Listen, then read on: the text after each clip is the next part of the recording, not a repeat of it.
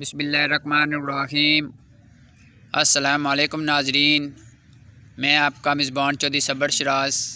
इस टाइम जी वीडियो नाजरीन दसी रहे हैं मिलाद चौक चकसवाड़ी आज़ाद कश्मीर ज़िला मीपर नाल नाजरीन का दुकान है सयानी सौ तक सकने हो खुरम सदीक जड़ा अवामी रिलीफ दिता सरकारी रेट मुताबिक गोश्त दे रहे हैं। अवाम इलाका इसने बहुत ज़्यादा खुश है और दुआ गो हाँ कि अल्लाह पाक इसकी रोज़ी बरकत फरमाए।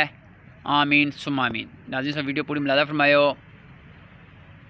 खुरम साहब अवाम इलाका तक पैगाम देसा वो भी सुनियो। इस तो अलावा जनाब बाबर साहब हाँ वह भी खुरम साहब ना शुक्र अदा करने। थैंक यू जज़ाकल्लाह। सबर साहब सामने गाहक भी बैठे हुए पूछी सकने हो कि सुबह क्या रेट बिकी रहा गोश्त निकला तो बड़ा भी ठीक है। गोश्त रेट क्या है? 850 बड़े ना 450 ते उनका खुश है माशाल्लाह। गाहक को पूछी सकने हो जी वो करने ले समझ गए जनाब असा जी चकसवारी आवाम की तरफों जरा खुरम साहब ना शुक्रिया अदा करना है जिन्हें जरा सस्ते रेट पर गोश्त बेची रहे। लोग गरीब कोरोना की वजह काफ़ी जरा लोगों मुश्किलात आई रही सर। गरीब आदमी गोश्त नहीं सी खाई सकना सी।